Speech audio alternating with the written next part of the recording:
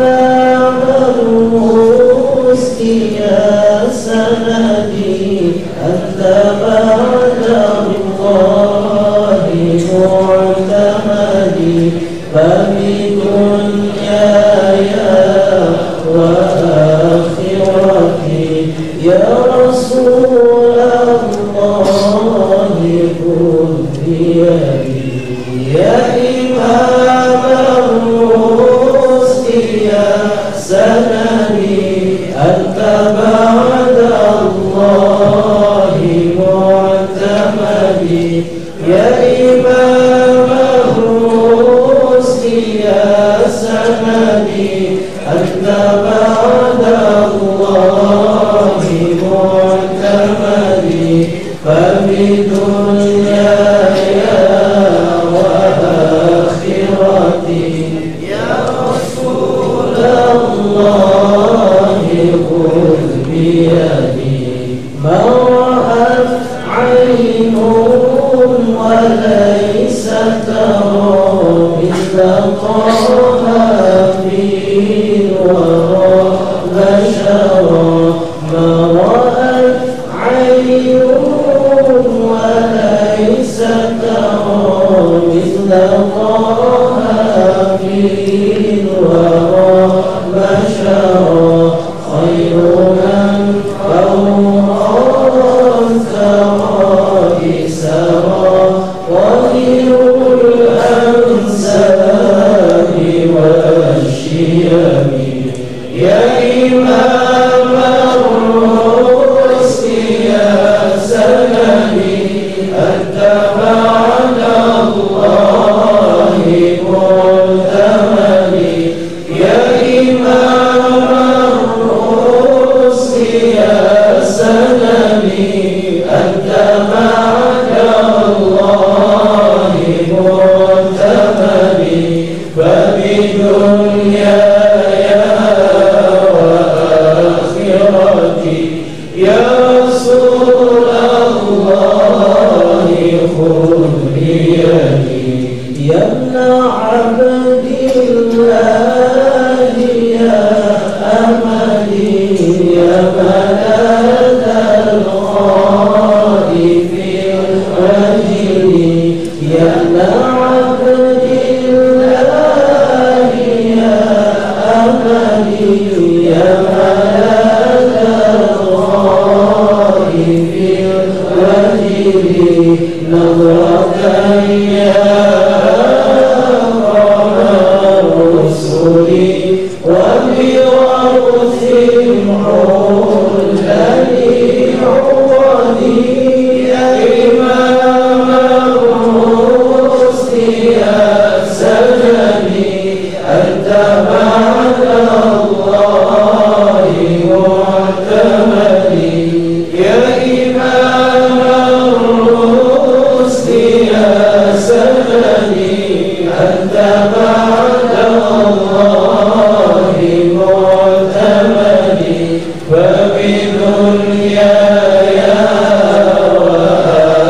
وآخرتي يا رسول الله خذ بيدي لم يخف من كنت موئله يا من الرحمن فضله لم يخف من كنت موئله يا من الرحمن فضله ما على الجاني وأن له عصمة من أعظم العصم يا إمام الرسل يا سندي أنت بعد الله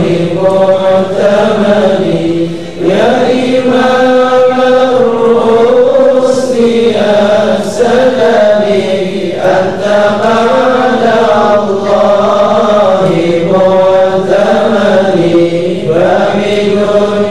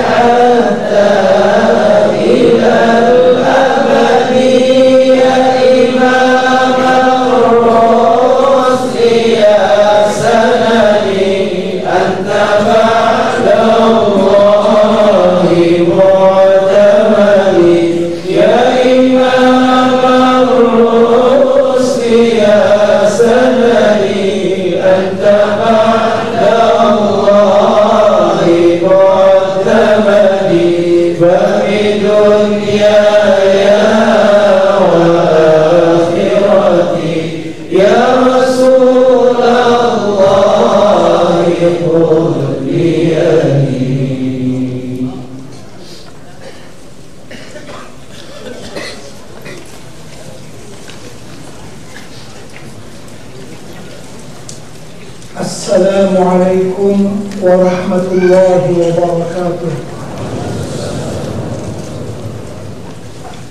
Bismillahirrahmanirrahim.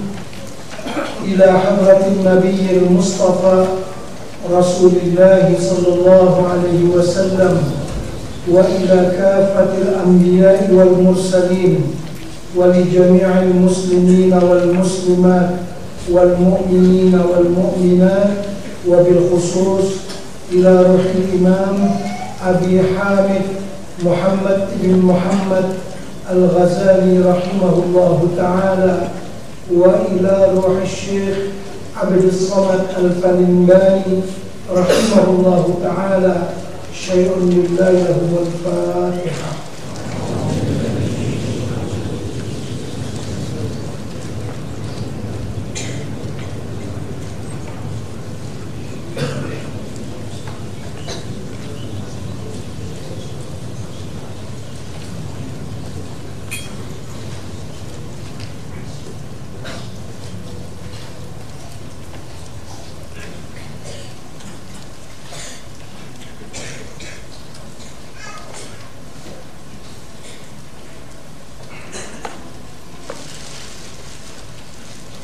Bismillahirrahmanirrahim. Alhamdulillahi rabbil alamin. Nahmaduhu wa nasta'inuhu wa nastahdihi wa nastarshiduhu wa nu'minu bihi wa natawakkalu alayhi wa na'udzu bihi min shururi anfusina wa min sayyiati a'malina. Allahumma salli wa sallim wa barik ala sayyidina wa maulana Muhammad wa ala alihi wa sahbihi wa man ihtada bihadyihi wa istanna bi sunnatihi wa jahada bi jihadihi ila yaumiddin. Subhanaka la ilma lana illa ma 'allamtana innaka antal alimul hakim. Rabbi shrah li sadri wa yassir li amri wahlul 'uqdatam min lisani yafqahu qawli. Bismillahi ma syaa Allah, la quwwata illa billahi ma syaa Allah. Kullu ni'matin min Allah ma syaa Allah. Al khairu kulluhu bi yadillah ma syaa Allah. La yasrifu as-su'a illa Allah. Amma ba'd. Qala al-mu'allif rahimahullah wa nafa'ana bihi wa bi'ulumihi fid dharain amin.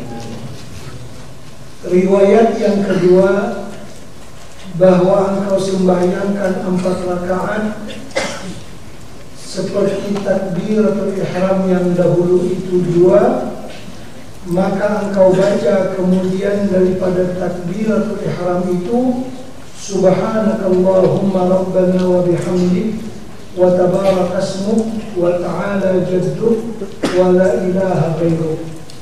Kalau tak baca yang ini pun boleh dengan Allahu akbar kabira walhamdulillahi katsira. Maksudnya membaca doa iftitah. Ini doa iftitah yang dipilih dalam mazhab Hanafi. Dalam mazhab kita Syafi'i dipilih Allahu akbar kabira walhamdulillahi katsira wa subhanallahi bukratan wa asila wajjahtu wajhiya lilladzi sampai kepada akhirnya. Adapun yang ini doa iftitah yang dipilih dalam mazhab Hanafi. Nak baca yang itu pun boleh, nak baca Allahu akbar kabira pun boleh. Atau engkau baca doa iftitah yang tersebut dahulu itu, hanya seperti kita.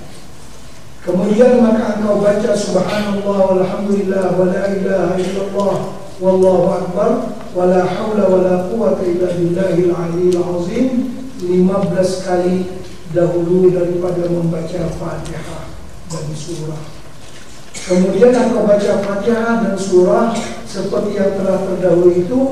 Kemudian maka engkau baca tasbih itu 10 kali. Kemudian daripada Fatihah dan surah itu padahal engkau berdiri. Jadi ini kaifiat yang 25 tasbih sebelum rukuk. Yang kita baca sebelum ini yang petang tadi itu kaifiat yang pertama yaitu 15 tasbih sebelum rukuk. Teruskan. Bismillahirrahmanirrahim. Kemudian maka engkau rukuk serta membaca Subhana rabbiyal azim wa bihamdihi 3 kali, dan baca olehmu di dalam rukuk itu akan tasbih itu 10 kali. Kemudian maka engkau angkat kepalamu serta membaca Sami'allahu liman hamidah, dan baca olehmu di dalam i'tidal itu akan tasbih itu 10 kali. Kemudian maka engkau sujud serta engkau membaca Subhana rabbiyal a'la wa bihamdihi 3 kali. Kemudian maka baca olehmu akan tasbih itu di dalam sujud itu 10 kali. Kemudian maka engkau bangkit duduk antara dua sujud serta membaca Rabbighfirli warhamni wajburni warfa'ni warzuqni wahdini wa'afini wa'fu anni. Kemudian baca olehmu tasbih itu di dalamnya 10 kali. Kemudian maka engkau sujud yang kedua serta membaca Subhana rabbiyal a'la wa bihamdi 3 kali, dan engkau baca di dalam sujud itu akan tasbih itu 10 kali. Kemudian maka engkau bangkit lalu berdiri betul pada rakaat yang kedua, maka baca olehmu dahulu daripada membaca Fatihah dan surah akan tasbih itu 15 kali. Jadi bezanya di sini, kalau kaifiat yang pertama setelah sujud, yang kedua sebelum bangkit pada duduk istirahat baca lagi 10 kali. Kalau yang ini tak ada dua, cuma bila sudah berdiri sebelum membaca surah Al-Fatihah dibaca tasbih itu 15 kali. Terus. Kemudian maka baca olehmu Fatihah dan surah yang telah terdahulu sebutnya itu. Kemudian maka engkau baca tasbih kemudian daripada membaca Fatihah dan surah itu 10 kali. Kemudian maka engkau rukuk. Demikianlah perbuat olehmu pada rakaat yang kedua itu seperti rakaat yang pertama itu juga hingga 4 rakaat. Maka jikalau engkau sembahyangkan pada siang hari, maka engkau perbuat akan 4 rakaat itu dengan 1 salam dan dengan 1 tasyahud juga. Dan jikalau engkau perbuat pada malam hari, maka hendaklah engkau perbuat akan 4 rakaat itu dengan 2 tasyahud dan 2 salam. Karena bagi mazhab kita Syafi'i, sembahyang malam mesti 2 rakaat. Salatul laili matna. Kalau siang boleh 4 rakaat. Seperti dengan qabliyah zuhur juga, ba'diyah zuhur dan qabliyah asar boleh dilaksanakan dengan sekaligus 4 rakaat sekali. Terus. Dan kata Imam Al-Ghazali rahimahullah ta'ala di dalam Ihya Ulumuddin, hadza huwa al-ahsan wa huwa ikhtiyar Ibn Mubarak wal majmu'u fi riwayatayn 300 tasbihatin, fa in shallaha naharan fa bi taslimatin wahidah wa in shallaha laylan fa bi taslimatayn ahsan. إذ ورد أن صلاة الليل مثنى مثنى، وإذا زاد بعد التسليم قوله ولا حول ولا قوة إلا بالله العلي العظيم فهو أحسن، فقد ورد ذلك في بعض الروايات، فهذه هي صلاة المأثورة. Artinya dan riwayat yang kedua ini yaitu yang terlebih baik dan yaitu yang dipilih akan dia oleh Sayyidi Abdullah ibn Mubarak rahimahullah ta'ala. Dan penghimpunan di dalam 2 riwayat pada 4 rakaat itu 300 tasbih. Dan jikalau disembahyangkan akan 4 rakaat itu pada siang hari, maka yaitu dengan 1 salam juga. Dan jikalau disembahyangkan pada malam hari, maka yaitu dengan 2 salam, yaitu terlebih baik. Karena datang daripada hadis Nabi SAW bahwa sembahyang pada malam itu 2 rakaat. Dan jikalau ditambah kemudian daripada tasbih itu dengan katanya wala haula wala quwwata illa billahil aliyyil azim, maka itu terlebih baik. Sesungguhnya datang yang demikian itu di dalam setengah daripada beberapa riwayat. Maka sembahyang tasbih ini yaitu yang dipilih daripada beberapa hadis Nabi SAW dan daripada beberapa perkataan jumhur ulama. Dan riwayat yang kedua ini yaitu dipilih oleh kebanyakan ulama ahli tasawuf seperti Imam Al-Ghazali rahimahullah ta'ala dan Imam Ahmad rahimahullah ta'ala saudara Imam Al-Ghazali, dan Syekh Abu Talib Al-Makki rahimahullah ta'ala yang mempunyai kitab yang bernama Qutul Qulub pada bicara ilmu tasawuf, dan Syekh Ahmad Al-Qushashi Al-Madani rahimahullah ta'ala dan yang lain daripada mereka itu. Terkait dengan kitab Qutul Qulub yang dikarang oleh Imam Abu Talib Al-Makki, itu merupakan rujukan pertama sekali kepada Imam Al-Ghazali dalam mengarang kitab Ihya Ulumuddin.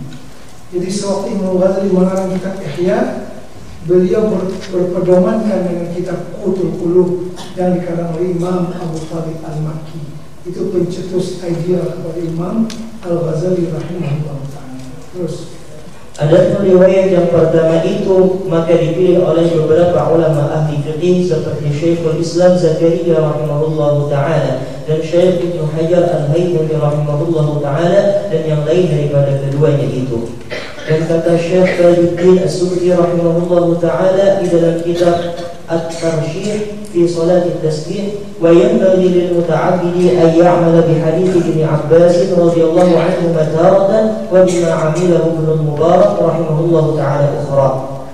Artinya dan seyogianya bagi orang yang berbuat ibadah bahwa terkadang ia mengamalkan akan kaifiat sembahyang tasbih yang di dalam hadis yang diriwayatkan oleh Sayyidina Abdullah ibnu Mubarak, Sayyidina Abdullah ibnu Abbas radhiyallahu anhuma. Maksudnya bila riwayat daripada Abdullah bin Abbas yaitu 15 tasbih sebelum rukuk. Terus dan terkadang ia mengamalkan akan kaifiat yang diriwayatkan oleh Ibnu Mubarak rahimahullahu taala itu. Artinya 25 tasbih sebelum rukuk. Karena kedua-dua riwayat itu sabit daripada Nabi sallallahu alaihi wasallam. Syahdan dan Syahdan, ada yang bertanya, Ustaz, Syahdan itu mana dia apa? Nama orangnya apa dia? Syahdan kan dalam kitab Jawi artinya perhatian. Perhatian itu syahdan. Terus syahdan dan faidah sembahyang tasbih dan kelebihannya itu amat banyak. Dan setelah daripada itu disebutkan oleh tilmid Syekh Ahmad Al-Qushasi di dalam risalahnya pada bicara sembahyang tasbih dengan katanya, wa kana Syekh Qutbul Wujud Sayyidi Ahmad Al-Qushasi Ibnu Muhammadin Al-Madani kathiran ma ya'muruni wal muhibbina biha ويقول إنها تنجب تأثيرا عظيما في تسخير القلوب والأرواح وهي صلاة عظيمة تنجب انشراح الصدر وإجراء اللسان والقلب بالحكمة والحفظ من الأعداء. وذكر بعض الصالحين من أهل الكمال أن لهذه الصلاة دعاء يدعى به بعده وهو دعاء القطب وله أسرار وظهور وأنوار وبركات عميمات وأسرار خفية وجليات وجلب منافع ودفع مضرات وهي من مجربات الأكابر ذكره الشيخ أحمد الغزالي ونفع الله به انتهى. Artinya adalah Syekhul Wujud Sayyidi Ahmad Al-Qushasi Ibnu Ahmad Al-Madani rahimahullahu ta'ala kebanyakan ia menyuruh akan daku dan akan kekasih-kekasihnya dengan mengerjakan akan sembahyang tasbih itu, dan berkata ia bahwasanya berbuat sembahyang tasbih itu mensabitkan taksir yang amat besar pada membaikkan hati dan arwah dan melembutkan akan dia. Dan sembahyang tasbih itu yaitu sembahyang yang amat besar pada membukakan hati dan menerangkan akan dia, dan memperlakukan lidah dan hati dengan ilmu hikmah dan terpelihara daripada segala seteru. Dan disebutkan oleh setengah ulama yang saleh-saleh daripada ahlul kamal bahwasanya bagi sembahyang tasbih ini doa yang dibaca dengan dia kemudian daripada salam, yaitu doa yang dibaca oleh al-qutub, yaitu penghulu segala aulia. Dan bagi doa ini beberapa rahasia dan nyata berkatnya itu, dan nur yang menerangkan hati dan berkat yang am, dan rahasia yang ajib-ajib yang tersembunyi, dan faidah yang nyata dan mendatangkan beberapa manfaat dan menolakkan ia segala mudarat, dan yaitu mujarrabat yang amat besar seperti yang disebutkan akan ia oleh Syekh Ahmad saudara Imam Al-Ghazali nafa'anallahu ta'ala bihi. Maka apabila selesai engkau daripada sembahyang tasbih itu, maka engkau baca Ya Allah, Ya Rahman, Ya Rahim, Ya Hayyu, Ya Qayyum, Ya Dzal Jalali wal Ikram. Kemudian maka engkau baca Ya Ahlan Taqwa wa Ahlan Maghfirah, Ya Dzakirad Dzakirin, Tub alayya taubatan nasuha wa zidni bi fadli rahmatika nuran wa zuhuran wa wuduhan Ya Arhamar Rahimin bi makari. Kemudian maka engkau angkatkan kedua tanganmu, maka engkau baca akan doa kutub ini, dan dinamakan pula doa ini doa rijalul ghaib. Demikian doanya, Rabbi adkhilni fi ilmi bahri ahadiyatik wa tanzami wahdaniyatik wa qawfini bi quwwati satwati qudratik hatta akhruja ila fadai sa'ati rahmatik wa fi wajhi lam'anu barqil qurbi min athari rahmaniyatik مرئيا بهيبتك عزيزا بعنايتك مبجلا معظما مكرما بتكريمك وتعظيمك، وألبسني منك خلاع العز والقبول، وسهل لي مناهج الوصلة والوصول، وتوهجني بتاج الكرامة والوقار، وألف بيني وبين أحبائك في دار الدنيا ودار القرار، وارزقني من نور اسمك هيبة تنقاد إلي القلوب والأرواح، وتخضع لدي النفوس والأشباح. يا من دلت له رقاب الجبابرة وخضعت له أعناق الأكاسرة، لا ملجأ ولا منجا منك إلا إليك، ولا إعانة إلا بك، ولا اتكال إلا عليك. ادفع عني كيد الحاسدين وظلمات المعاندين، وارحمني تحت سرادقات عرشك يا أكرم الأكرمين. أيد ظاهري في تحصيل مرادي، ونور قلبي وسري للاطلاع على مناهج مساعد. إلهي كيف أصدر عن بابك بخيبة منك، وقد وردته على ثقة منك، وكيف تؤانسني من عطائك وقد أمرتني بدعائك. وها أنا مقبل عليك ملتجئ إليك، باعد بيني وبين أعدائي كما بعدت بين المشرق والمغرب. واخطف أبصارهم عني بنور قدسك وثبوت عزتك، إنك أنت المعطي بجلال النعم برحمتك يا أرحم الراحمين. اللهم إني أسألك علما نافعا وعملا متقبلا ورزقا حلالا مطيبا واسعا في الدنيا والآخرة. اللهم اجعل بدني خزانة أرزاق الأبدان، ولساني خزانة قلوب أهل الإيمان، وارزقني لطائف التوحيد وخصائص التمجيد، إنك أنت الله الحميد المجيد الفعال لما يريد برحمتك يا أرحم الراحمين. وصلى الله على سيدنا محمد وآله وصحبه وسلم. Doa ini sangat bagus sekali, dan kita pun susah sangat nak mentafsirkan ataupun menyebutkan terjemah kepada makna doa ini karena maknanya sangat tinggi sekali. Terus dan kata setengah ulama yang salih-salih bahwasanya barang siapa berkehendak suatu hajat, barang apa hajat, sama ada hajat dunia atau hajat akhirat, sama ada hajat menghasilkan suatu manfaat atau menolakkan bala, maka hendaklah engkau lupakan hajatmu itu di dalam hati, maka engkau baca doa kufur ini, niscaya hasil bagimu dengan tiada sebab yang zahir dan tiada had batas yang zahir, yakni dapat hajat itu dengan dimudahkan Allah Ta'ala, dengan tiada boleh dikira-kira ia dengan berkat doa ini. Wallahu a'lam. Artinya doa ini sangat mujabah.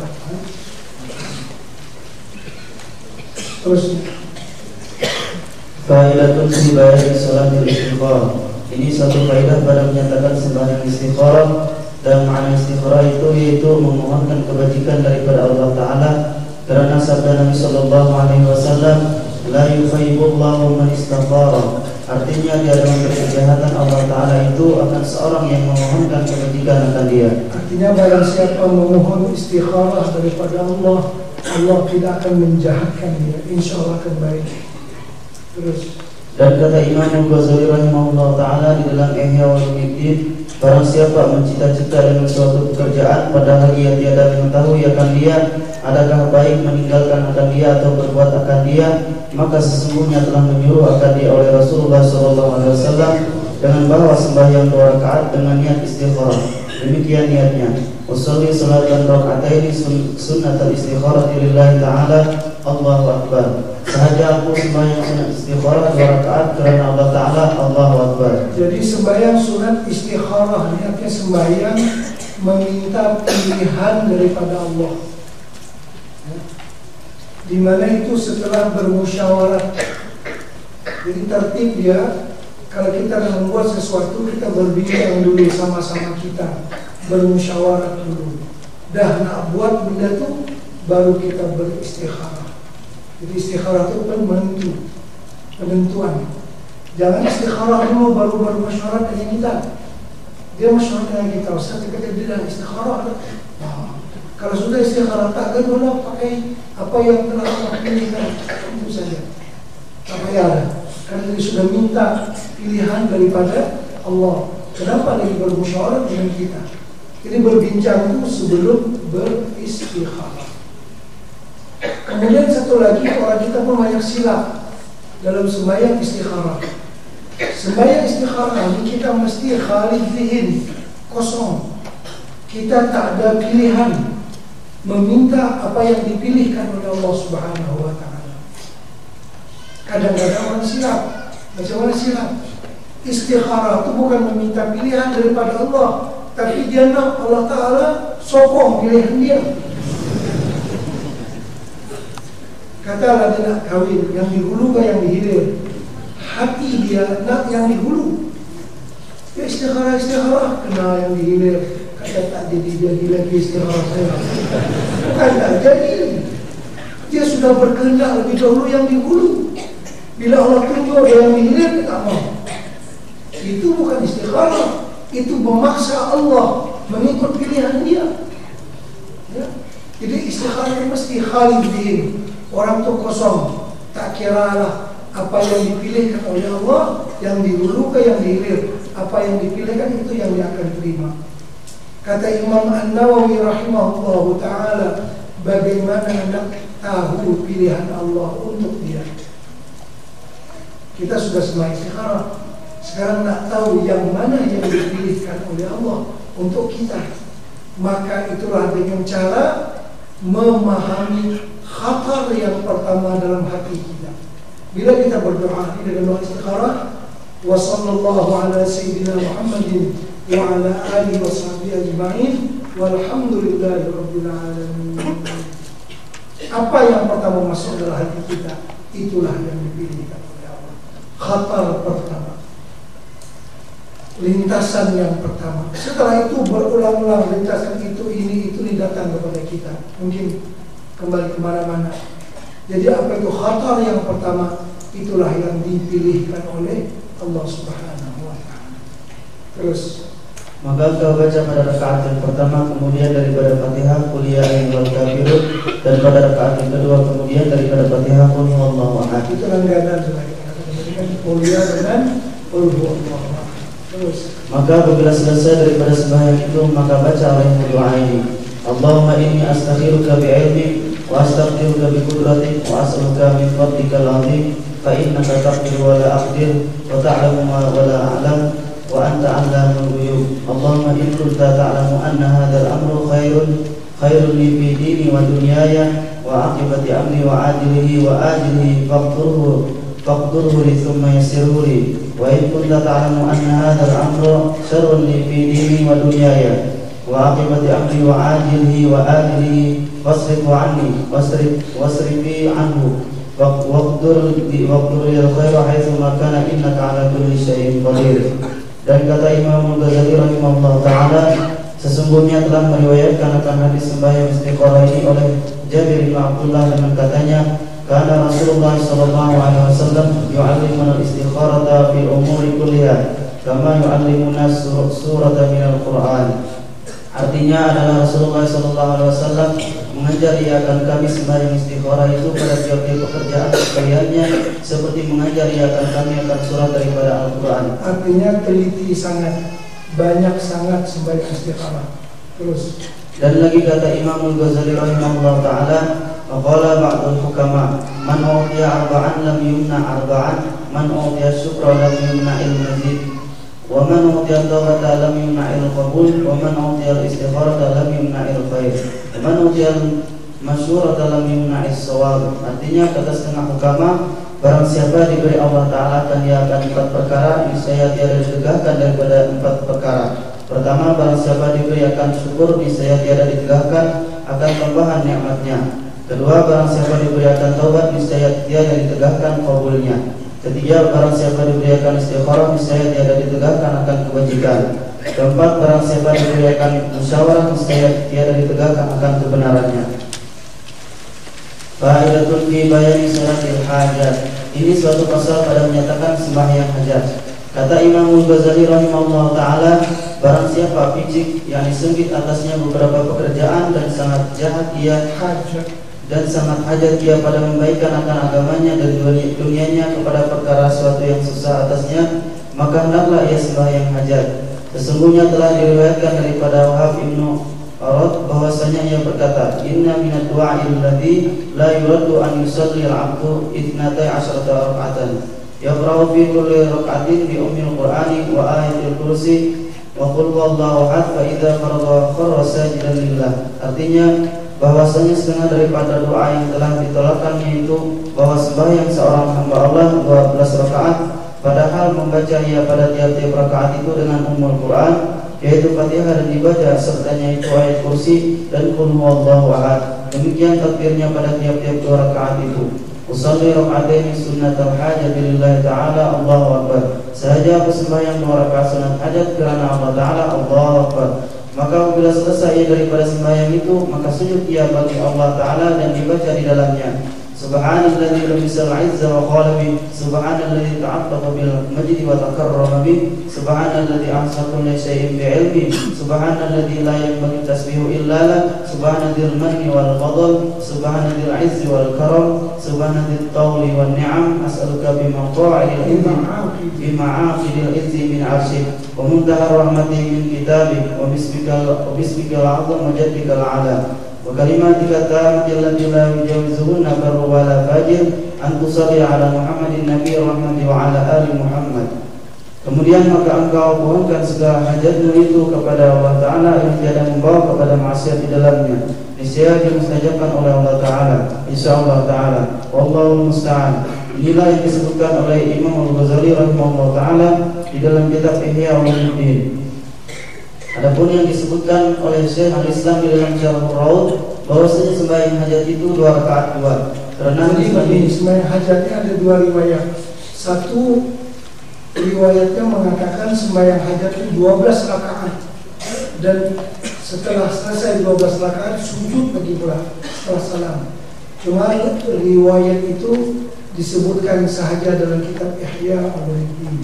Adapun riwayat yang dipakai, yang masyhur, yang dipakai oleh para ulama di mana-mana ialah riwayat yang kedua, yaitulah sembahyang hajat hanya 2 rakaat sahaja dan tidak ada sujud tambahan setelah salam. Ya.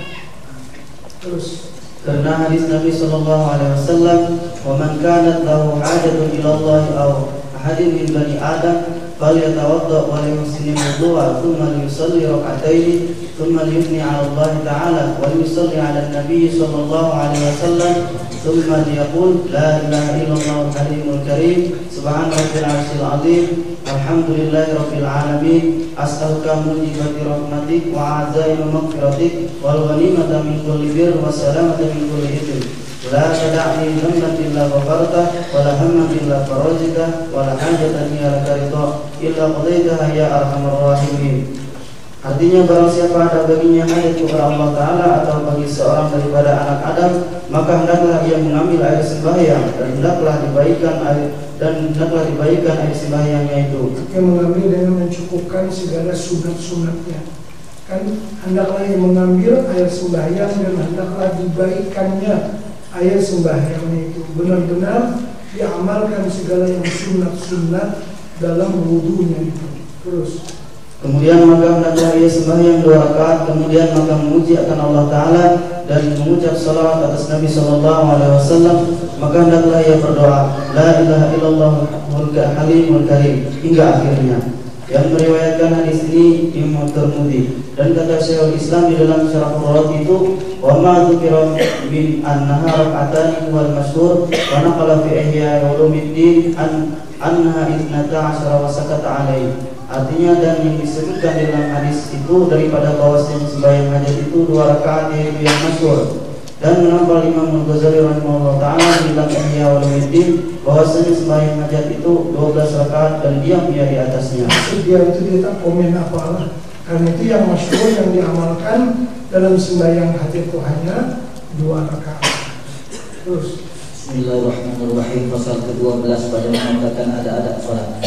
Apabila selesai bersuci daripada hadas sama ada besar ataupun kecil dan bersuci daripada najis pada badan, pada pakaian dan pada tempat, dan selesai pula daripada menutup aurat di antara pusat dan lutut, ini yang aurat pada laki-laki dan pada perempuan yang hamba orang. Adapun aurat perempuan yang merdeka, maka yaitu sekalian tubuhnya melainkan mukanya dan 2 tapak tangannya dan belakang tangannya hingga pergelangan. kemudian menghadap olehmu ke arah kiblat, berdiri betul dan bentangkan antara kedua kakimu sekira-kira selingkar. Kemudian baca olehmu qul a'udzu birabbin nas hingga akhirnya supaya engkau terpelihara daripada waswas syaitan. Artinya sebelum berusabi baca dulu qul a'udzu birabbin nas supaya menghilangkan waswas syaitan. Tapi tak cukup dengan qul a'udzu birabbin nas saja. Mesti suasana sebelum sembahyang itu suasana yang dekat kepada ketakwaan. Kita buat satu contoh. Kalau seseorang menonton TV 2 jam lepas sembahyang asar sampai maghrib, semua channel dia buka. Bang maghrib di sembahyang Allahu Akbar, biar baca 10 kali qul a'udzu birabbin nas, tetap dia nampak apa yang nampak di TV itu semua. Ya kan? Artinya suasana luaran dia tidak mendukung kepada itu. Orang yang nak khusyuk itu pada awal lagi, ibadat tatanan rumahnya lagi, penataan rumah tangganya lagi, apa yang dia laksanakan, apa yang dia makan, apa yang dia pakai, apa yang ada di rumah dia, apa yang dia tengok, apa yang dia dengar, itu semuanya membantu kepada khusyuk, baru boleh khusyuk. Kalau di dalam rumahnya ada gambar orang yang telanjang ini, takkan boleh khusyuk. Terbayang benar-benar yang macam itu. Nah, jadi khusyuk itu bukan dibina dengan serta-merta. Bila kita baca qul a'udzu birabbin nas, langsung boleh dapat khusyuk, tak mungkin. Jadi mesti dibina daripada awal lagi, daripada susunan rumah tangga kita lagi, daripada akhlak kita lagi. Terus, dan kosongkan hatimu daripada segala pekerjaan dunia, dan engkau pilih dengan mata hatimu seolah-olah engkau di hadapan Tuhanmu, karena Allah Ta'ala tidak menerima akan hamba-Nya itu melainkan dengan hadir hati serta menghina diri. Maka apabila hadir hatimu serta Allah Ta'ala, maka ucap olehmu iqamat, dan setelah itu maka berniat engkau akan salat. Hendaklah engkau sertakan niat itu daripada permulaan Allah hingga akbar. Sunat engkau angkatkan kedua tanganmu itu serta permulaan takbiratul ihram hingga betul hujung jari kedua tanganmu itu dengan hujung kedua telingamu, dan betul ibu jari kedua tanganmu itu dengan telingamu yang di bawah. Selepas itu engkau turunkan kedua tanganmu, kemudian maka angkat olehmu kedua tanganmu kepada dadamu. Maksudnya letakkan kedua tanganmu itu di atas pusat dan di bawah dada. Lihat Ihya Ulumuddin juzuk 153. Serta letak tapak tanganmu yang kanan di atas belakang tanganmu yang kiri, dan baca olehmu Allahu Akbar kabira. Cara mengangkat tangan dalam takbiratul ihram dan takbir yang lain-lain. Jadi cara tangan kita ini ujung jari membetuli dengan telinga sebelah bawah. Ada ujung jari telinga sebelah atas. Lebih kurang saja.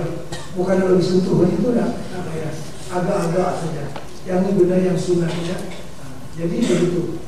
Setelah kita takbir Allahu Akbar, dia turun ke bawah dulu. Kalau diangkat kembali ke atas daripada pusat dan di bawah daripada dada, dan sedikit dikirikan karena hati kita berada di sebelah kiri. Terus Allahu Akbar kabira walhamdulillahi katsira subhanallahi bukratan wa asila.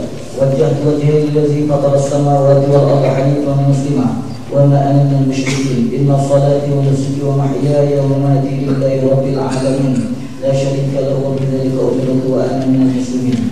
Kemudian maka baca olehmu a'udzu billahi minasyaitonir rajim. Bismillahirrahmanirrahim. Alhamdulillahi rabbil alamin arrahmanir rahim maliki yaumiddin iyyaka na'budu wa iyyaka nasta'in ihdinas siratal mustaqim siratal ladzina an'amta 'alaihim ghairil maghdubi 'alaihim waladdallin. Hendaklah engkau nyarikan bacaanmu jika engkau salat seorang diri ataupun imam pada 2 rakaat fardu subuh, 2 rakaat yang pertama fardu maghrib, dan 2 rakaat yang pertama pada fardu isya. Melainkan jika engkau makmum, sunat diperlahankan sekiranya didengar oleh telinga dirimu, dan sunat engkau jaharkan, yakni jaringkan amin serta imam. Jadi amin sunat dijaharkan bersama dengan imam.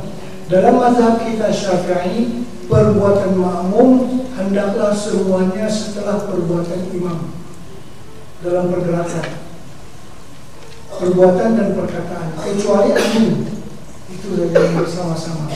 Kalau amin, imam kata A, makmum berkata A. Jadi imam kata amin, makmum ikuti A bersama-sama. Yang itu saja yang disuruh makmum bersama dengan imamnya ketika mengucapkan perkataan amin. Adapun yang lainnya setelah imam baru makmum. Misalnya imam takbiratul ihram, Allahu Akbar, baru dia Allahu Akbar. Bukan bersama-sama. Imam rukuk, Allahu Akbar, dia rukuk sampai sempurna rukuk, baru makmum turun untuk rukuk. Jadi semua pekerjaan makmum terkemudian daripada perbuatan imam. Termasuklah salam. Kita salam, makmum salam selepas salam imam yang kedua. Jadi imam salam, Assalamualaikum warahmatullahi, Assalamualaikum warahmatullahi, baru kita makmum assalam. Artinya setelah selesai salamnya imam kedua-duanya, baru makmum mengucapkan salam. Waktu turun sujud macam itu kan, daripada i'tidalnya Allahu Akbar. Bila dahi imam sudah sampai ke tempat sejadah, baru kita mulai turun. Jadi selesaikan dulu imam ke tempatnya, tidak diiringi, tidak disertai. Ini berbeza sangat dengan mazhab Hanafi. Mazhab Hanafi orang India memang dia beserta. Wahata takbiratul ihram, imam kata Allah, dia pun Allah, sama-sama. Imam turun, dia turun sama. Dia tak tunggu imam turun sampai tercacat dia punya dahi ke atas lantai, dia tak tunggu. Imam kata Allah saja, dia pun turun. Dia menyertai. Kalau kita mazhab Syafi'i, makmum itu setelah perbuatan imam. Karena itu di Mekah coba kita tengok. Kalaupun kita orang yang bermazhab Syafi'i ini sembahyang di tepi Hajarul Aswad, takkan boleh ucap awal. Yang awal orang Pakistan, orang India. Kenapa? Karena imam salam selesai dulu baru kita salam. Kan? Imam salam, Assalamualaikum warahmatullahi, kita tak salam lagi, Assalamualaikum warahmatullahi. Yang orang Pakistan, bila imam kata as, dia pun as sekali lagi. Bila imam warahmatullahi, dia pun selesai. Ada kita pun ada. Kalau kita cara mazhab Syafi'i, tiba-tiba bila puan dia datang tu kan? Karena mereka bersama dengan imam salamnya tu. Kalau kita nak pucuk juga, kita akan ikut mazhab Hanafi bahawa nak boleh. Kalau tidak, mesti terlambat kepada mereka. Mereka setelah awal bersama dengan imam, jadi tak apalah. Tergantung bila puan ini sampai dengan Rasul, kita baru salam. Rupa-rupanya dia salam tadi bersama dengan imam. Beza dia antara yang ada orang India, Pakistan, sama yang bapak kita ni beza. Dia cepat sedikit. Karena itu adalah dalam mazhab Hanafi berbeza sedikit dengan mazhab kita Syafi'i. Terus sunat engkau baca pada salat subuh kemudian daripada Fatihah wal Mufassal, yaitu surah yang panjang daripada Al-Mufassal, yaitu surah Al-Hujurat hingga surah Amma. Sunat dibaca dalam salat zuhur, asar dan isya surah Awsatul Mufassal, yaitu surah yang pertengahan daripada Al-Mufassal seperti Wasana Izatil Buruj dan barang yang hampir sepertinya. Sunat dibaca pada salat maghrib surah Qisarul Mufassal, yaitu surah-surah yang pendek daripada Al-Mufassal seperti Qul ya ayyuhal kafirun dan Qul huwallahu ahad dan wal adiyah. Ini maksudnya standar ukuran. Apakah ukuran yang sepatutnya dibaca oleh imam dalam sembahyang supaya jangan dikatakan terlalu panjang ataupun terlalu pendek. Jadi bagaimana ukuran surah yang dibaca oleh imam. Jadi kalau sembahyang subuh dikatakan dan sunat engkau baca, engkau orang sembahyang sendirian atau di diri imam pada sembahyang subuh, kemudian daripada Fatihah tuwalul mufassal, yakni surah-surah yang panjang daripada Al-Mufassal, daripada surah Al-Hujurat hingga kepada surah Amma Yatasa'alun. Jadi kalau imam baca antara surah-surah tersebut, maka tidak dianggap panjang. Tapi yang itu adalah standar saja. Baik, supaya kita paham mufassal dulu begini. Para sahabat berkata, kami di zaman Rasulullah SAW sentiasa atau sering menghatamkan Al-Quran itu seminggu sekali. Itu paling kurang seminggu sekali khatam baca Quran. Jadi Quran dibagi berapa? 7. Kalau nak menghatamkan Quran 7 hari, bagaimana cara membahagi dia? Cara membahagi dia ialah 3, 5, 7, 9, 11, 13 mufassal. Nah, cukup 7 hari. Saya ulang, bila kita nak khatamkan Quran dalam seminggu, nah, diambil yang ganjil 3, 5, 7, 9, 11, 13 mufassal. Itu Quran bagi 7. Maksud 3, hari pertama baca 3 surah yang panjang di awal Quran. Surah Al-Baqarah, Surah Ali Imran, Surah An-Nisa. Itu maksud 3 itu 3 surah yang pertama yang panjang-panjang, bukan Al-Fatihah, mulai daripada Al-Baqarah, di Al-Baqarah, Ali Imran, An-Nisa. Itu hari pertama. Hari yang kedua baca 5. Kita sambung. Setelah An-Nisa apa dia? Al-Maidah, kemudian Al-An'am, kemudian Al-Araf, kemudian Al-Anfal, At-Taubah. 5. Lepas itu pula 7. Sambung pula Yunus dan seterusnya, Yunus Hud dan seterusnya. 7. Jadi 3, 5, 7, 9, 11, 13. Bila sampai 13 itu sampai kepada surah Al-Fatah. Baki dia itu namanya mufassal. Itu sepertujuh Al-Quran. Jadi yang surah itu daripada 3 campur lagi 5, campur lagi 7, campur lagi 9, campur lagi 11, campur 13, itu sampai kepada surah Al-Fatah. Setelah surah Al-Fatah itu surah Al-Hujurat. Nah, surah Al-Hujurat sampai ke akhir Al-Quran itu namanya Al-Mufassal. Al-Mufassal yaitu sepertujuh Al-Quran yang terakhir. Itu maknanya Al-Mufassal. Nah, Mufassal pula terbagi 3. Mufassal terbagi 3. Yang ukuran nak baca ni. Bila sembahyang subuh dibaca surah-surah yang panjang daripada mufassal ini. Surah yang panjang itu dari mana? Daripada surah Al-Hujurat sampai kepada surah Amma Yatasa'alun, ataupun kadarnya daripada surah yang lain. Kata nak baca surah Baqarah dan subuh, tengok standarnya ukuran daripada surah Al-Hujurat sampai kepada surah Amma Yatasa'alun. Baik, itu namanya tiwalul mufassal, mufassal yang panjang. Adapun awsatul mufassal, mufassal yang pertengahan, yaitu daripada Amma Yatasa'alun sampai kepada Wadduha, atau sampai kepada Was-Sama'i Wat-Tariq. Ada juga pendapat demikian. Ala kulli hal, yang pertengahan daripada Amma Yatasa'alun sampai kepada Wadduha.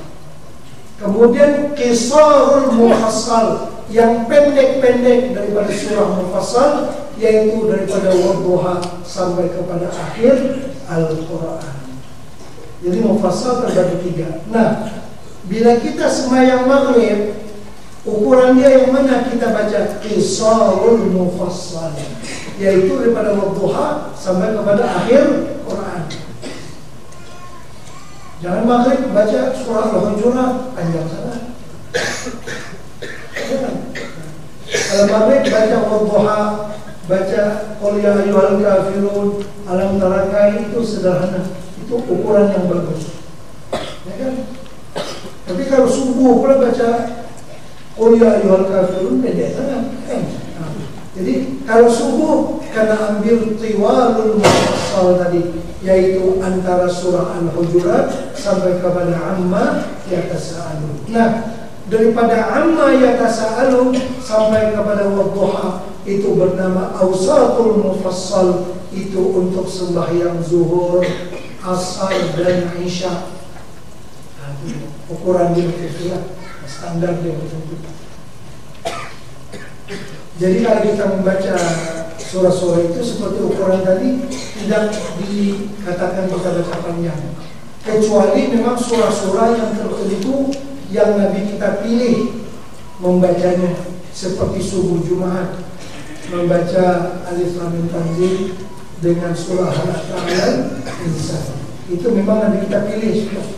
Jadi kalau kita baca yang itu pada subuh Jumat, makmum tak boleh komplain, kami nak kejar. Oh, imam baca panjang sangat, Alif Lam Mim Tanzil, Tuhan Al-Insan adalah panjang, kami nak cepat-cepat nak kejar, tak boleh. Dia tak boleh komplain. Kenapa? Karena itu adalah ukuran yang standar, ukuran yang tepat, yang telah warid daripada baginda Rasulullah SAW. Jadi kita ulang kembali.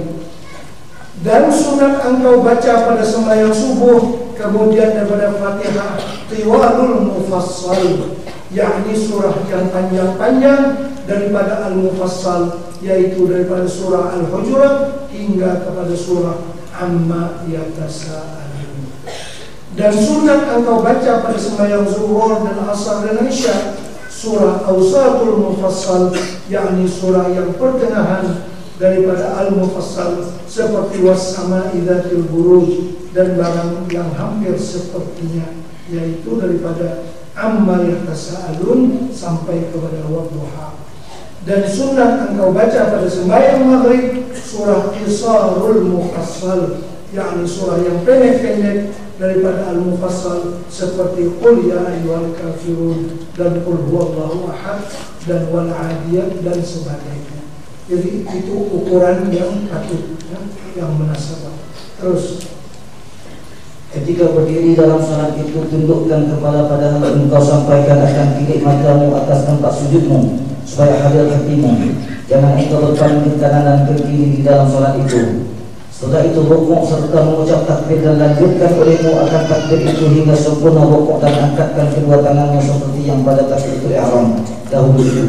Kemudian engkau letak kedua tapak tanganmu itu atas kedua lututmu, dan engkau dirikan kedua betismu itu sekira-kira sama rata belakangmu dan lehermu dan kepalamu seperti papan yang satu, dan renggangkan kedua sikumu daripada kedua lambungmu. Tetapi jika ada yang sholat itu perempuan, maka sunat dihimpunkan setengah anggotanya itu kepada setengahnya. Kemudian baca olehmu dalam rukuk itu 3 kali Subhana rabbiyal azim wa bihamdi. Jadi waktu rukuk sepatutnya belakang dan kepala itu sama, seperti papan sekeping, sama. Jangan kepala tertunduk sampai ke bawah, jangan tertungak pun jangan juga. Jadi biar paras dia sama antara belakang dengan kepala. Terus. Dan jikalau ada engkau sholat seorang, maka lebihkan olehmu daripada 3 kali itu hingga 7 kali, ataupun hingga 9 kali, ataupun hingga 11 kali, yaitu yang lebih afdal. Setelah itu maka angkat kepalamu hingga berdiri betul, serta engkau angkatkan kedua tanganmu, dan baca olehmu ketika bangkit itu Sami Allahu liman hamidah. Apabila betul berdiri, maka baca olehmu Rabbana lakal hamdu mil'us samawati wa mil'ul ardi wa mil'u ma syi'ta min syai'in ba'd. Ini perlu diperhatikan. Dalam mazhab kita Syafi'i, apa yang dikatakan oleh makmum sama dengan yang dikatakan oleh imam. Kan waktu rukuk nak i'tidal, imam mengatakan Sami Allahu liman hamidah, makmum pun mengatakan perkataan yang sama, Sami Allahu liman hamidah. Begitu dalam mazhab kita Syafi'i. Kalau Hanafi, bila imam kata Sami Allahu liman hamidah, makmum kata ada Sami Allahu liman hamidah, langsung dia jawab Rabbana walakal hamd. Ada waw pula. Kalau kita kan Rabbana lakal hamd, tak ada waw. Macam di Mekah kan Hambali itu Rabbana walakal hamd. Kalau kita orang Syafi'i yang jadi mubaligh ini atau mukabbir, kan mukabbir tadinya yang menyaringkan suara imam. Mungkin waktu itu pengusaha suara kita rosak apa semua, suara imam kedengaran ke belakang kan. Bila imam kata Allahu Akbar, Allahu Akbar, itu namanya mukabbir. Nah, di saat imam bangkit pada rukuk, imam kata Sami Allahu liman hamidah, maka makmum berkata Sami Allahu liman hamidah, bukan Rabbana walakal hamd. Itu mazhab yang lain daripada Syafi'i, ya. Mesti diperhatikan. Kita tidak langsung dijawab dengan satu Rabbana walakal hamd, tapi kita juga mengikuti baca imam sami'allahu liman hamidah. Terus apabila ada engkau dalam salat subuh maka baca olehmu dalam i'tiraz pada rakaat yang kedua itu qunut, yaitu Allahumma hdini fiman hadais wa afini fiman afais wa tawallani fiman tawallais wa barik li fima a'tait wa qini syarra ma qadait fa innaka taqdi wa la yuqda 'alaik fa innahu la yadhillu man walait wa la yu'izzu man 'adait tabaraka rabbana wa ta'ala lakal hamdu 'ala ma qadait astaghfiruka wa atubu ilaik wa sallallahu ala sayyidina Muhammadin wa ala alihi wa sahbihi wasallam.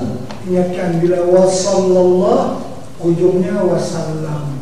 Bila wasallillahumma ala sayyidina Muhammadin wa ala alihi wa sahbihi wasallim, samakan. Kalau fi'il madhi, kalau fi'il amar, fi'il amar. Kalau kita baca wasallallah ujungnya wasallam. Bila wasallillahumma wasallim ujungnya mesti disamakan, ya. Itu tartib nahwunya saja. Terus selepas itu maka engkau sujud serta mengucap Allahu Akbar dengan tiada engkau angkatkan kedua tanganmu. Jadi waktu nak sujud tangan sampai angkat. Engkau taruhkan pertama kali di atas tempat sholat itu akan kedua lututmu, kemudian kedua tanganmu, dahimu pada hal ia terbuka. Jadi tartibnya macam badan kita. Kita kan berdiri nak sujud. Mula-mula yang kena atas lantai lutut dulu, baru tangan, baru muka kita. Jangan tangan dulu. Kalau orang gemuk tak payah, tangan dulu. Kalau tak tangan dulu dia ubah hati. Jumpa kata orang lain pula. Ini maksudnya kalau orang itu biasa, ya. Kalau yang biasa saja nak sujud mesti lutut dulu, jangan tangan. Tapi orang gemuk ini tak boleh, dia lenggang sedikit saja timpa ada orang lain, ya kan? Macam nak bangkit juga kita tolak punggung dia dulu ke atas, ya kan? Baru tangan dia. Itu orang yang berkecuali lah. Yang biasa-biasa ini masa nak sujud mesti yang diturunkan pertama tu lutut dulu, baru tangan, baru dahi kita. Baik, satu lagi dalam mazhab kita Syafi'i, kita sujudkan di atas 7 anggota. Yang pertama jari kita, kedua dua lutut, kemudian 2 tangan, yang ketiganya dahi. Yang wajib dalam mazhab kita Syafi'i ialah dahi. Adapun hidung itu adalah sunnah. Hidung itu sunat, yang wajib ialah dahi yang kena lantai. Kalau mazhab Hanafi, dia salah satu antara dua, tak dahi hidung. Karena itu tengok orang Afghanistan, orang Pakistan, dia punya serban besar-besar, sini pula. Kita sujud macam mana? Pakai spek mata lagi pula. Dia sujud atas serban dia, hidung dia kena lah kan. Dia mana-mana salah satu. Kalau tak hidung pun dahi. Kalau kita Syafi'i macam ni tak boleh lah. Tak sah sembahyang. Mesti kelihatan itu di atas dahi kita dengan tanpa berlapis, ya, berlapis sesuatu. Itu mazhab kita Syafi'i, wajib dahi. Hidung tu sunat saja. Kalau mereka salah satu antara dua. Kalau tak dahi pun hidung. Karena itu kadang masyarakat guru-guru yang besar, ulama-ulama yang besar di Pakistan itu belum pakai serban itu. Kalau tak faham mazhab mereka, atau mereka sujud macam mana? Kita tertanya-tanya bagi mazhab mereka itulah benda yang dibenarkan. Terus letakkan hidungmu beserta dengan menaruhkan akan dahimu pada tempat sujud itu, dan jangan terdahulu dan jangan terkemudian. Sunat renggangkan kedua siku daripada kedua lambungmu, dan engkau renggangkan perutmu daripada kedua pahamu. Tetapi sunat pada perempuan merapatkan segala yang demikian itu, hendaklah engkau letakkan kedua tanganmu pada ketika sujud itu bertentangan dengan kedua bahumu, dan jangan engkau hamparkan kedua lenganmu itu pada tempat solat, kerana yang demikian itu makruh. Jadi menghamparkan tangan, siku kita angkat waktu sujud, dengan hampar macam ni, itu seperti anjing namanya. Terus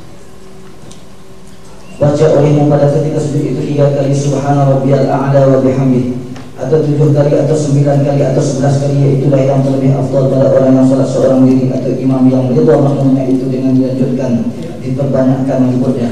Kalau sembahyang sendirian dia baca tasbih sampai 7 kali, 10 kali, lebih pada itu pun tak apa. Kalau jadi imam jangan lebih pada 3 kali, karena makmum di belakang masing-masing ada hal, mungkin nak naik bas, naik kotobang, macam-macam, ya kan? Dan juga kalau kita sembahyang, terutamanya di terminal bus, di airport semua, sembahyang dikirahi, jangan baca ayat panjang sangat, jangan. Mamun boarding orang semua.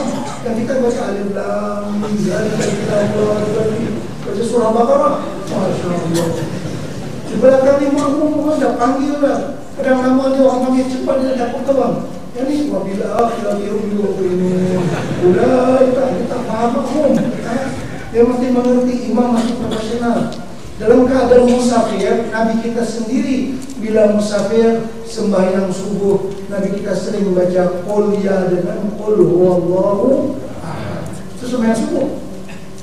Orang musafir kan keadaannya berbeza dengan orang yang muqim. Terus setelah itu maka engkau angkatkan kepalamu daripada sujud padahal engkau mengucap Allahu Akbar, hingga duduk dengan betulan duduk engkau ketika itu atas kakimu yang kiri, dan dirikan tapak kakimu yang kanan, dan engkau taruhkan kedua tapak tanganmu di atas kedua pahamu dan baca olehmu. Ini duduk antara dua sujud masa sedikit. Ada masa sedikit. Jadi duduk seperti duduk antara dua sujud ya. Terus Rabbi ighfirli warhamni warzuqni wahdini wajburni wa'afini wa'fu anni. Kemudian maka engkau sujud pula seperti sujud yang pertama itu, dan setelah itu maka engkau bangkit duduk istirahat pada tiap-tiap rakaat yang tiada mendirikan dia tasyahud. Dan setelah itu maka engkau bangkit berdiri betul serta mengucap Allahu Akbar, dan sudah engkau lanjutkan akan takbir itu hingga pertengahan berdiri atas kata Imam Al-Ghazali rahimahullah ta'ala, atau hingga berdiri betul atas yang muhtamad pada fuqaha. Jadi begitu.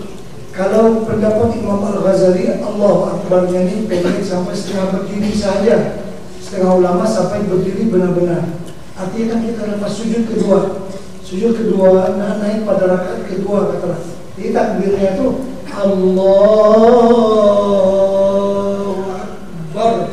Bar itu sampai imam selesai dia berdiri sempurna. Itu yang dimu'tamadkan oleh fuqaha yang lain. Kalau Imam Ghazali kata setengah saja, supaya memberitahu kepada makmum ini selepas sujud kita naik ke atas, sambung rakaat lagi, ya kan?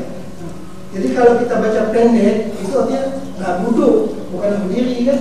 Katalah kita nak bangkit daripada sujud kedua untuk tahiyat akhir, kita akan kata Allahu Akbar. Maksudnya kita ini duduk saja nih, bukan nak bangkit berdiri. Tapi kalau kita kata Allah, ya, maknanya naik, ya kan? Ada signal macam tu lah. Yang kesian orang yang buta. Kalau orang buta itu sembahyang, kadang-kadang dia mana dia nampak imam, nampak orang lain. Nah, kalau dia Arab, dia banyak kali itu. Yang sepatutnya pendek, dia panjang. Kata di muka, benar-benar dia tanya akhir. Dia kata Allahu Akbar. Rupanya dia tanya akhir. Bila masa nak bangkit, dia kata Allahu Akbar. Macam itu pula, kan? Sepatutnya bangkit itu biar panjang sampai sempurna dia berdiri, supaya orang yang tidak melihat orang yang buta itu dia tahu, oh yang ini panjang maknanya dia berdiri, yang ini pendek artinya duduk saja, kan? Dan berbuat olehmu pada rakaat yang kedua itu seperti yang pada rakaat yang pertama itu, dan demikianlah pada rakaat yang ketiga pada solat maghrib, dan pada rakaat yang ketiga dan pada rakaat yang keempat pada solat zuhur dan asar dan isya. Setelah itu maka engkau duduk akan tasyahud awal pada rakaat kedua pada solat zuhur dan asar dan maghrib dan isya. Maka taruhkan olehmu tanganmu yang kanan di atas pahamu yang kanan, padahal engkau genggamkan sekalian jarimu, melainkan telunjukmu, maka yaitu sunat engkau tunjukkan. Dan sunat engkau isyaratkan dengan telunjukmu itu pada ketika mengucap illallah, dan taruhkan olehmu tanganmu yang kiri di atas pahamu yang kiri padahal ia terhampar atasnya, dan adalah kelakuan duduk pada tasyahud awal itu seperti kelakuan duduk pada antara dua sujud yang telah terdahulu sebutnya, dan dinamai akan dia duduk iftirash. Dan baca olehmu pada duduk yang kedua itu tahiyat awal dan sekurang daripada tahiyat itu, yaitu tadi mengatakan bahawasanya kita sunat mengisyaratkan dengan telunjuk kita. Kan bila kita duduk tasyahud awal, tangan kiri lurus saja begitu berada di atas paha, ujung paha kita. Tangan kanan kita siap-siap macam ni, cuma belum lagi. Ini mazhab kita Syafi'i. Tangan letakkan di atas lutut macam ni keadaannya. Bila sampai kepada asyhadu an la ilaha illallah, dia naik. Lepas naik kena kunci. Naik ni. Tak jatuh lah. Ya, dia kena kunci. Dia tak jatuh. Ya, itu cara dalam mazhab kita syafi'i. Jadi mula-mula macam ni. Tidak asyhadu an la ilaha illallah. Kunci. Jangan jatuh lah sampai salam. Macam itu. Kalau mazhab Hanafi, dia buat macam ni dulu tangan semua. Bila dia kata asyhadu an la ilaha illallah, dia jonggit sampai lebih kuat. Lepas tu dia slow dia pada apa. Kalau mazhab Maliki, asyhadu an la ilaha illallah, ada main. Orang Maghribi, orang India, semua kan macam tu. Di Malaysia ada kadang-kadang yang macam ni kan. Bukan yang tu betul juga. Itu mazhab Maliki macam ni. Dia main. Kalau kita tidak main tegak begitu, kunci lagi ini. Bagi dia elok. Baik. Seterusnya. Dan sekurang-kurangnya daripada tahiyat itu yaitu at-tahiyyatul mubarakatus salawatut thayyibatul lillah. Assalamu alayka ayyuhan nabiyyu wa rahmatullahi wa barakatuh. Assalamu alayna wa ala ibadillahis shalihin. Asyhadu an la ilaha illallah wa asyhadu anna Muhammadar Rasulullah. Allahumma shalli ala Muhammad.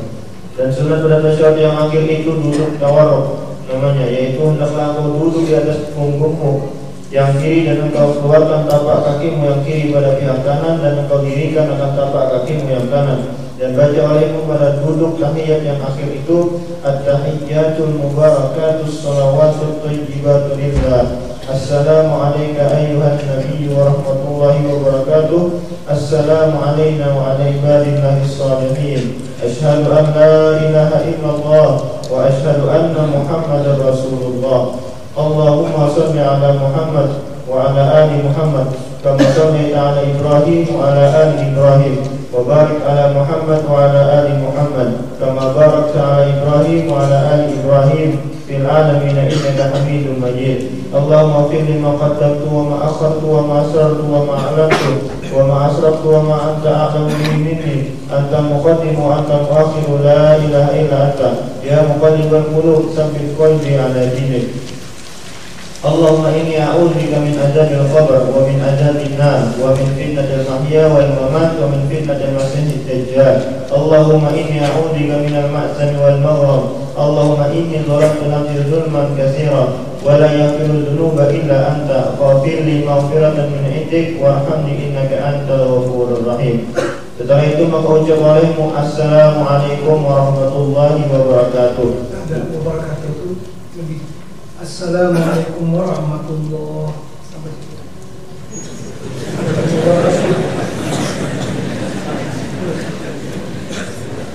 Setelah itu maka ucap olehmu Assalamualaikum warahmatullahi.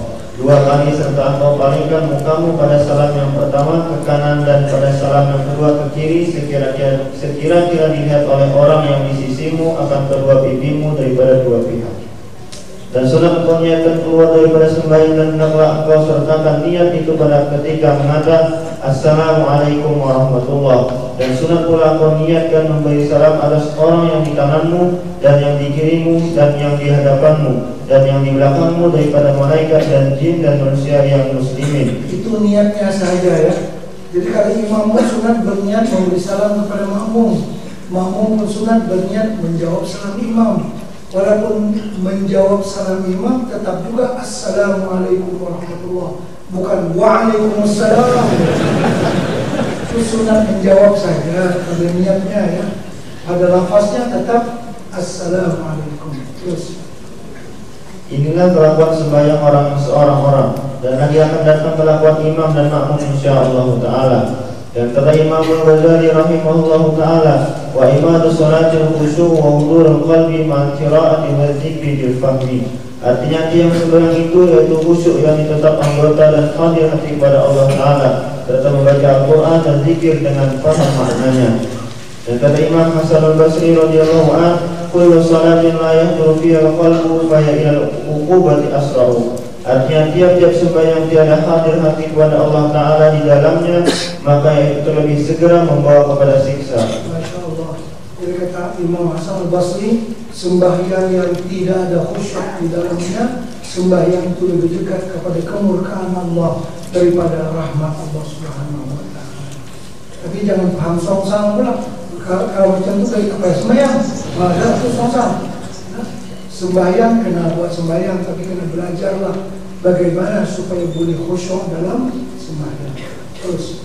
Dan sabda Nabi sallallahu alaihi wasallam, "Innal abda yusalli as-salata fala yuktabu lahu sudusuha wa la ushruha, wa inna ma yuktabu lil abdi min salati ma aqala minha." Artinya bahwasanya seorang hamba bersungguh-sungguh berbuat sembahyang, maka tiada disuratkan baginya daripada pahalanya itu seperenamnya dan tiada sepersepuluhnya, sebab tiada hadir hatinya kepada Allah Ta'ala. Dan hanya sesungguhnya disuratkan bagi hamba itu daripada pahala sembahyang barang yang hadir pada akalnya daripada sembahyangnya itu, yakni hadir hatinya serta khusyuk kerana makna akal dan qalbu itu satu jua. Yang dia faham, yang dia khusyuk, itu saja yang ditulis daripada ibadatnya. Kemudian faslun fi adabil imamati wal qudwah, ini suatu pasal pada menyatakan adab imam dan makmum. InsyaAllah besok kita sambung jam 9. Nah, kita nak senang isya pukul 9.30 InsyaAllah.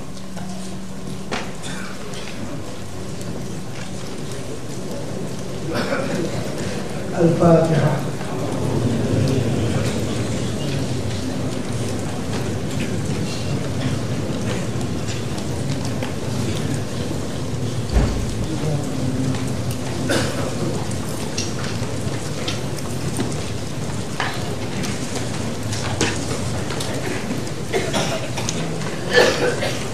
يا ربنا اعترفنا بأننا اعترفنا وأننا أسرفنا على وأشرفنا، فتب علينا توبة تغسل بكل حوبة، واستر لنا عوراتي وآمن روعتي، واغفر لوالدينا ربي ومولودينا والأهل والإخوان وسائر الخلان وكل ذي محبة أو جيرة أو صحبة والمسلمين أجمع.